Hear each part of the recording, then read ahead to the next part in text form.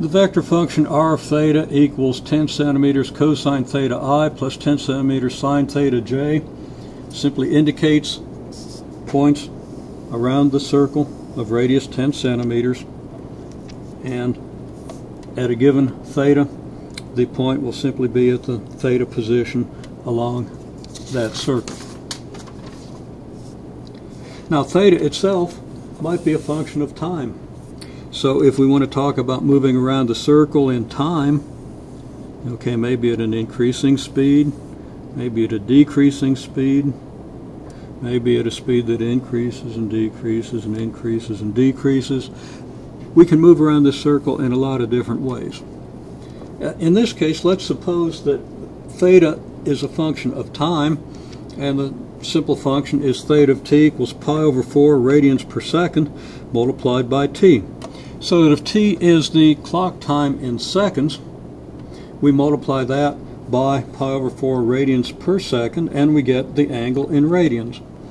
So for this function, at t equals 1, we're going to be at t equals 1 second. Now let's specify that t is in seconds.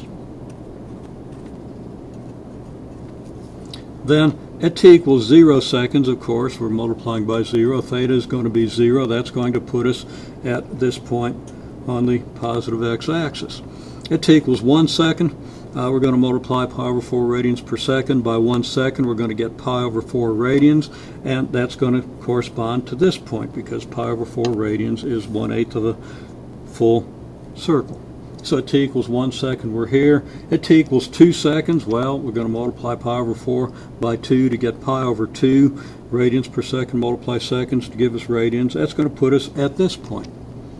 Now, our function r of theta equals 10 centimeters cosine theta I plus 10 centimeters sine theta j assures that whatever function we use for theta, we're going to be on this circle at every instant. Now that function, if we substitute theta of t equals pi over 4 radians per second times t, simply becomes 10 centimeters times the cosine of pi over 4 radians per second times t, and that's times the I vector, and it appears I cheated a little bit and wrote the I vector on another piece of paper, but it's no longer there. So I'm going to slip the I vector in here so we can see it. And then we have 10 centimeters times the sine of pi over 4 radians per second times t multiplied by j. Just substituting this theta of t for theta here, we end up with a function that now represents motion in time. We can easily calculate the derivative of this function with respect to time. Again, 10 centimeters here and 10 centimeters here, and I and j here are simply constants. So we take the derivative of cosine pi over 4t, sine pi over 4t, and at this point I'm going to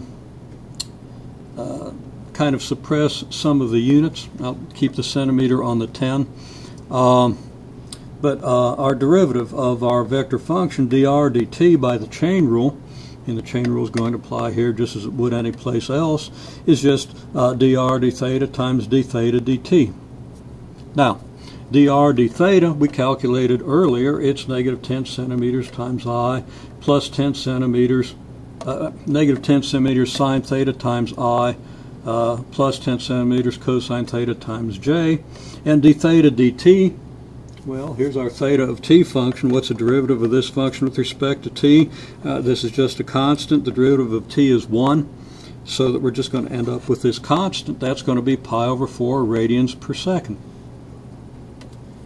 So we have an expression for dr dt, and here it is. And we understand that if we multiply, again, pi over 4 radians per second by either 10 centimeters or negative 10 centimeters, and negative 10 centimeters times the sine of theta is still a number in centimeters, 10 centimeters cosine theta is still a number in centimeters.